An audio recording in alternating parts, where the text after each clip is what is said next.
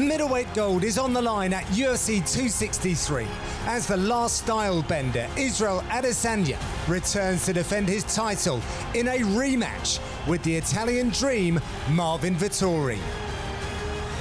3 years ago, after defeating Marvin Vittori in a back-and-forth battle, Israel Adesanya's star rose to the very top of the UFC's middleweight division. But after falling short in his bid to become double champ against light heavyweight champion Whittaker, he returns to the division where he made his name to defend his belt against a familiar foe.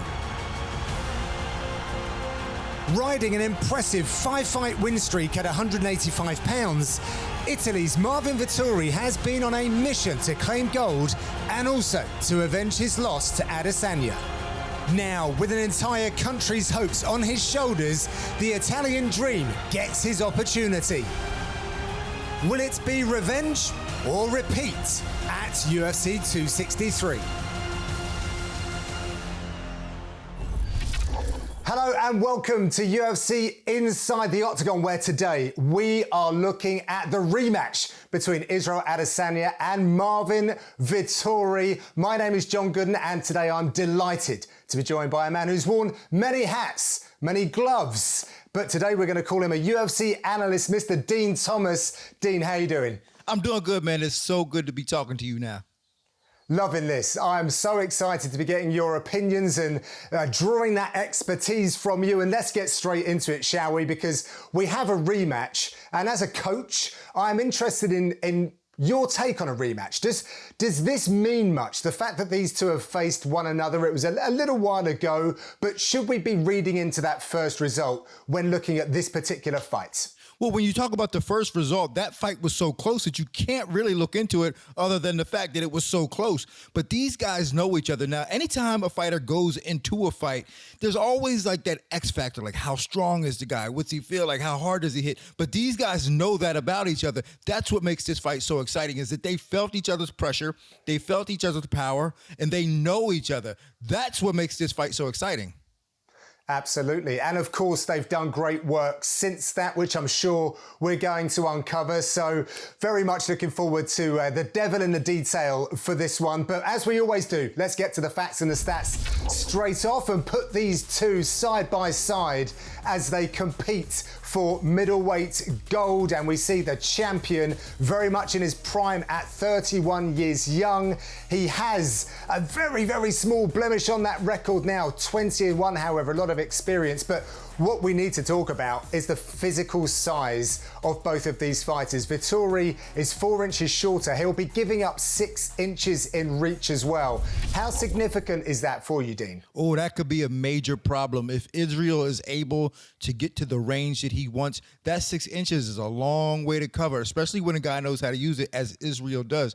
Now, 6 inches doesn't mean anything if you don't know how to use it, but Israel is a master. Not only does he know how to use it, but he is a master. He's an expert at it. So yeah, that could be a major factor if we see that range. Okay, and looking across at the facts here as well, this is like a match made in heaven, right? Because we got the guy with the longest active win streak against the guy with the second longest active win streak, and then we start putting these other stats side by side, where we've got someone with exemplary takedown defense against someone who has the highest takedown accuracy in Marvin Vittori, then coming back the other way. We know about Israel Adesanya. He is a sniper. He will sit you down if he connects right, but it's going to be difficult up against a guy like Marvin Vittori, who has the highest striking defense. This is perfect on paper, like the kryptonite for one another. Oh, absolutely. I mean, but when you think about it, think of how close that last fight was. Like, their career paths went on a different trajectory based on one judge and one round. Like, that fight the last time was so close, it could have went either way. But really, the reality is that now they get a chance to do it again. And I think we're going to see a different type of fight. I can't say a different outcome. I don't want to say that, but I think we're going to see a different type of fight this time because, like we said earlier, they know each other now. They know what to expect of each other, and we're going to see if they can capitalize off of the mistakes that the other one makes. All right, well, I think we should start with the champion, Israel Adesanya. And as you said at the top, Dean, these guys do know one another. He will have felt the power of Marvin Vittori. We have since seen just how well Marvin Vittori uses that big left hand. So he's going to want to stay out of that firing line. Oh, absolutely. And that's the one thing that Israel Adesanya does the best. He's able to manage distance using angles and with his feet and also with his head. And as we're looking here, he's with Derek Brunson. It's harder to get those angles as you're moving forward if the guy's moving backwards. So you have to be careful. As you see, he gets caught standing directly in front of him. So this is something that he's definitely not going to want to do against Marvin Vittori, is that stand directly in front of him for two reasons. One, like you said, that big left hand, and he might get taken down. So as we see here now, he's pretty savvy to that. So now he starts moving his feet a little bit better. He's using pivots and step backs, and he's switching stances. That allows him to not be a stationary target. And you see, he can now, it opens up a whole wide of things for him in terms of defense, in terms of offense. His eyes are wide open. He's very aware, and that's just because he was able to move his feet and start using pivots and step backs like that. And that just really creates a lot of opportunities for him offensively and defensively. Now we see him here against Brad Tavares. Just kind of stalking. He lets Brad Tavares get off a little bit. Now he reminds Brad Tavares who's the boss. Now watch it. Now watch how he does this. Moves his head, moves his foot, moves his head. And that right there, that type of luring in gives a perspective for Brad Tavares where he doesn't know where he wants to punch. Now he switches stances. Again, he gets caught in the middle a little bit where he's directly in front of Brad, but not deep enough to where he can get taken down. So that was beautiful work, and I love how he comes back to the center of the bait. But look at all the space behind Israel. He wants that space to be able to step back if he needs to. Now we see him against Whittaker in one of his signature fights. Again, stalking, feinting, and that step back to the kick. He stepped back, created the space that he needed, and was able to throw that high left kick. Now, do you see the switch stance to create the angle to step in on offense? Now, just beautiful work defensively, being able to slip out of the way, then get right back into position to start working his game. And this is just beautiful work. Again, that shoulder roll, this is beautiful work from Israel Adesanya to stay out of trouble, but also put himself in position to do damage. He is quite wonderful to watch at times, just the highest level with everything that he does, particularly striking-wise. But let's turn it over to the other side then. And Marvin Vettori, of course, this is a rematch. And I think you'll agree with me, in facing Kevin Holland, he was also an unpredictable, tall fighter as well. Didn't really know what was coming his way. So with all of that tuning that he's got, how do you think that Marvin Vettori starts this fight, this rematch against the champion? Well, I'll be saying this. That fight with Kevin Holland was a blessing in disguise because that is perfect preparation for a fight against Israel Adesanya. So when he took that fight, that was really a blessing in disguise. Now, I think he starts this fight off faster because he knows that Israel Adesanya needs a little bit of time to get warmed up before he starts counterpunching. So I have this clip here with the first fight. So as we see them set up, the one thing that Marvin Vittori shows right away is that he's not afraid of him. He's going to attack. And he just like he did there, he's going to attack. Now watch this. Now watch his position here. He just naturally goes into this defensive position. And this is beautiful defensive work and awareness to just raise his leg up to defend the leg kick, put his hands up high just in case he throws anything. But then when most guys would just kind of put their foot down and retreat, step back, he comes forward and goes back on the attack offensively. That's going to keep Israel on his heels, as he does here. Keeping him on his heels, keeping him close to the fence. Then he punches his way in, pushes him up against the fence, wrangles him to the fence, and now he's got control of him against the fence. Now we see him here against Kevin Holland. Again, same thing. Starts with that left hand, punches his way in. Instead of backing out, he just grabs Kevin Holland and just muscles him to the fence. This is going to be very difficult to deal with if he's able to stay in the pocket. While most guys are afraid to be in the pocket, Marvin Vettori has the luxury of having the power to stay in the pocket and just grab you when he wants to. But as we know, Adesanya is an absolute master in the movement around the octagon, as you were saying earlier, and also just his striking game overall. I mean, he had over a combined 80 fights in both kickboxing and boxing, which has given him elite level striking. He just adds layers upon layers to what we often see in the octagon. You know, this guy just the highest level of striking, and that just gives him so many options in the octagon, doesn't it? Well, there's a lot of things that make him a problem inside that octagon. One that we talked about earlier is that length and his balance. Now, when I say balance, I'm talking about his diversity within his strikes. All right, now let's take a look at him against Paulo Costa. And I was live at this fight, and this is one of my favorite fights. Now, look at the way he attacks him. He first throws a straight oblique kick to the knee while he's looking directly into the eyes of Costa. Then he jabs, so that brings some attention to the eye line of Costa. But then he kicks him again, another straight kick to the leg. Then right away comes around to the backside of the leg. So now Costa's got three areas that he's worried about: the front of the knee, the eye line, the back of the leg. But then what does Israel do? He fakes that kick to the leg, then comes high with the left leg. And you know that bothered Costa because he made a face and he tried to laugh it off. And that's when you know you got a guy beat. Now, look at Israel, the focus, the detail, the attention that he has. He's playing with the hands of Costa. Look at him, just finding his spots. Again, another kick straight down to the leg. That oblique kick just stopping the movement of Costa. Then he fakes that and comes high with the right kick. Then straight to the gut with a left kick. All those things bothered Costa. Now, watch him do his work against Brad Tavares. That shot, that knee to the body right there. Now look at him. He sets him up. A right high kick, then a spin kick. He missed, but look how he plays that off. That's great for the judges, if anything else. Now he's just getting loose here. He's just getting loose. He's physical. Watch him do his work. I mean, this is just the artistry and the beauty in what he does once he gets loose and he's able to play and create is just amazing. And this is something that all young fighters could look at and go, all right, you know what? I don't have to be so rigid. I can get loose. I can play. Now look how loose and relaxed he is. Now here it goes against Robert Whittaker. All right, he's setting him up. He's baiting. He's feinting. He steps into the pocket. He steps in, and that's something he doesn't rarely do. He steps into the pocket. Then he steps out. Now he slows Whittaker down by not doing anything. Then he moves. Now he gets Whittaker to get a little excited. Now he's moving. Then he gets him back into the pocket, and bang, gets him back in the pocket. He gave him some confidence by staying out of the pocket for a while. Then when he went back into the pocket, Whittaker was a little bit relaxed on his defense, and he was able to catch him with that right hand. That's just masterful work from Israel Adesanya. It's just so sophisticated, isn't it? It takes so many rounds as well as live fights, actual professional contests, right?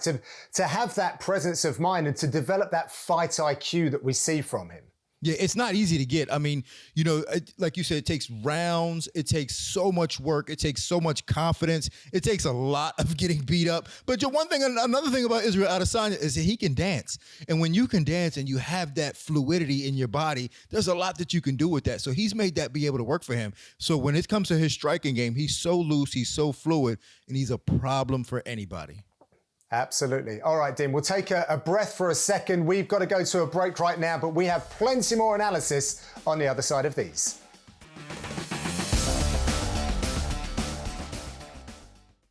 Welcome back to UFC Inside the Octagon. John Gooden alongside Coach of the Stars and UFC analyst Dean Thomas. So in part one, Dean was explaining that these two know one another well. Marvin Vettori brings that power, so Israel Adesanya is going to need to manage that distance to stay out of the way of the big left hand of the Italian. Coming back the other way though, Marvin Vittori has worked out that Adesanya likes to do a lot of programming early on, so is probably going to start this fight quite aggressively. But we left off with Israel Adesanya and taking a look at the beautiful work and the many targets that he likes to hit and hurt on his way to victory. We're speaking about just how good he is with his striking. Israel Adesanya is very good at leading a dance. And I don't mean that in the literal boxing sense of going first. Like, he's got some voodoo about him which almost puts a spell on his opponents and it makes them do stuff that he wants them to do. Yeah, there's a lot to unpack with his striking. So when we talk about him doing his best work, it's when he's able to hit those different targets. Now, when he's able to hit those different targets, he starts to make fighters get very desperate. And then they start to make mistakes. He forces mistakes and they get very desperate. Now, this is where it gets fun. Watch him here against Robert Whittaker. He starts off, he's luring him in. Now look at him, he's just kind of snake charming him. He's a snake charmer. Now look how he slipped that punch and moved away. So that it gives Robert Whittaker a little confidence. Now catches him in the pocket, doesn't move away this time, catches him with that left hook, and it's good night, Irene. He puts him to sleep. Now, here against Derek Brunson. Derek Brunson was so desperate for the takedown. He was just running in head first. Look at this. And bang, catches that knee right up there. And that's at the beginning to the end. From here on out is basically target practice for Israel Adesanya. He's just catching them. The accuracy, we haven't seen anything like this since Anderson Silva, that type of accuracy. It doesn't even look like he's throwing that hard. He's just hitting directly on the chin with like every shot. Look at that knee come right up the middle. 2 knees. Now watch this beautiful slip. Whoop, and bang. Not even a hard punch, but so accurate that Derek Brunson can't even stand up after that. Now, what he did to Paulo Costa is just nasty. Look at this. Them feints, he's got him baiting on all those different feints. And look at that. Paulo Costa is a boxer. So look at him. So he throws these punches. He knows he can't reach him. So he's baiting on all the feints. So what does he get Paulo Costa to do? Watch this. He gets him to throw a lazy kick. Uh-oh, here it comes. Now watch that lazy kick. Now look, he catches him with a combination. Paulo Costa is pretty much done right there. Here it goes. Sets him up, baits, bang, bang. That left hook put him away. That left hook was all he needed in order to seal the deal against Paulo Costa. I love that. I love the analogy of a snake charmer as well. You can call Israel Adesanya so many things. I'm not sure if he's heard that one before, but I like it a lot. Well, let's now turn our attention back to the challenger, Marvin Vettori then. And we saw on the board earlier, his wrestling statistics are phenomenal against his middleweight counterparts. And he's going to have taken a lot of confidence from Adesanya's last fight with Jan Blachowicz. But can you break down why you feel like Marvin Vettori's wrestling could be effective from what you've seen in his UFC career? Well, Marvin Vittori is in a division where it's not very wrestling heavy. So you would have to expect him to be the best wrestler in the division. Now, there's a reason why he's the best wrestler in that division. It's because he gets in so deep on his shots. I mean, he just has an amazing chain wrestling sequences that he uses. Let's take a look at this here. Him against Kevin Holland. All right. He's standing in front of Kevin Holland, pushing him up against the fence, taking care of himself, punches his way in. Now look how deep he gets in on that initial shot. And you can tell, a good barometer of how deep you get is if you can lock your hands. He's locking his hands somewhere around there. That's how deep he is against Kevin Holland. Now once he's in that deep, now he can start to transition and feel the balance of where Kevin Holland's going so he can start to make a decision on how he wants to finish. Now he's pushing him into the fence. Kevin Holland starts to respond. So then look what he does. He pulls him off the fence, turns him, and then just dumps him onto the mat.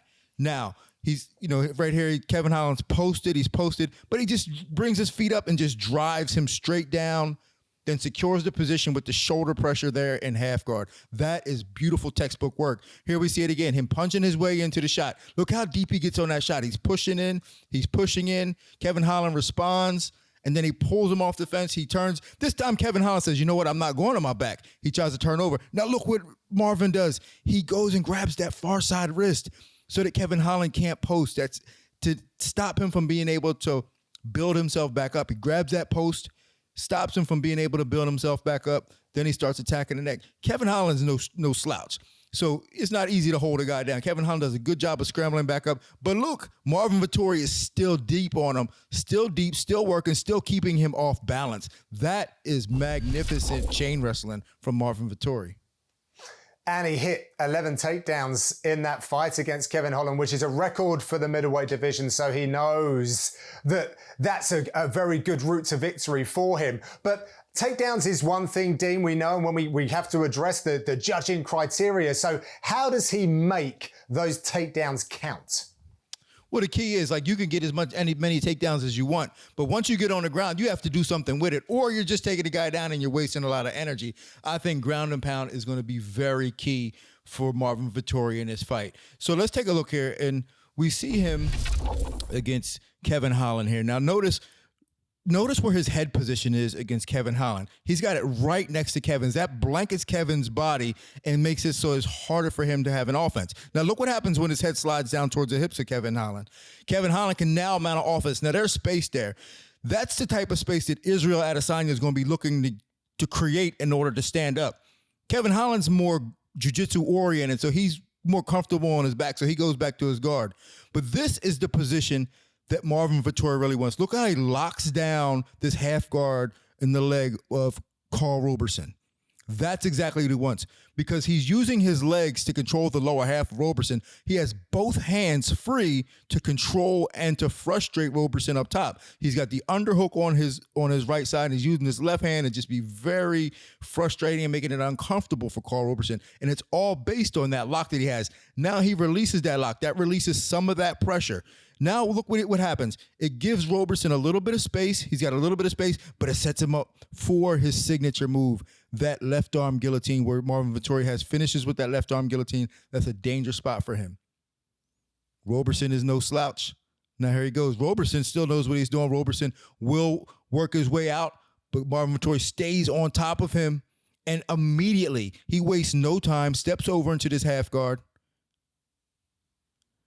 Now he wants to do damage. In order to do damage from ground and pound, you need space. You don't want to be chest to chest. Look at that space in between the chest and chest. That's exactly what you need when you want to start doing real serious damage for your ground and pound. And this is what he does. He creates that space. Now he's able to punch down. He still has a half guard lock where he could sit down on that leg. It makes it difficult for Roberson to stand up, but he can deliver strikes without having to worry about the guard of Roberson, because he's in half guard position. And that opens up a lot of offense for him.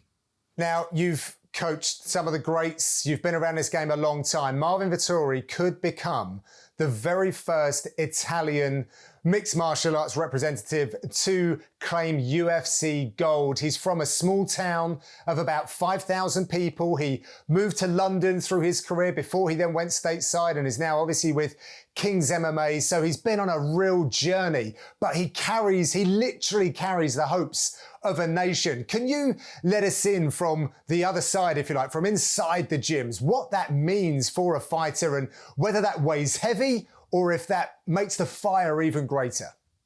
This is a huge pressure for Marvin Vettori. He's carrying an entire country on his back. But I think a fighter like Marvin Vettori actually excels from this, and this fuels his fire. I think this is going to be a real benefit for him to have this type of pressure. I think he's the type that excels under pressure, especially the pressure of having a country and knowing he can bring that belt back to Italy. And we've seen it. Once a country gets behind their fighters, we've seen it. We've seen them just emerge into stars. We've seen Conor McGregor use it with Ireland. We've seen the entire continent of Africa do it with Kamaru Usman and Francis Ngannou. Now we're looking at Italy and Marvin Vettori. I think this is going to be helpful for him as long as he manages it right. I think this can be a deciding factor when them rounds get tough and he starts thinking about, hey, I'm doing this for my country. There you have it. I got a country behind me. We talk about big support, and I don't think there are many fighters that have as much support as Israel Adesanya. He is now a superstar in the game. He's bouncing back, though, Dean, from his first professional loss in mixed martial arts, but he has tasted defeats before in his fighting career.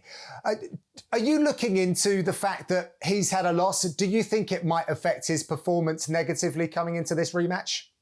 No, I don't think it's going to affect him negatively at all. I think he can actually use that and build some momentum off of that, actually. So he can look at the mistakes that he made in that fight, because that was also a close fight. He could actually gain some confidence from that, knowing that he went up to 205 and gave the champ a run for his money, because that was a close fight. And actually, the first time I saw it, I actually thought that Israel Adesanya might have won 3 of those rounds. So, that was a super close fight. He can look at that and go, all right, here's where I made my mistakes. Now, talk about the support. He's got the support of New Zealand. He's also got the support of Africa behind him. So going into this fight, he's got the support. He can gain some momentum if he looks at that loss as a positive, and he can have a lot going in his favor just stepping into this fight.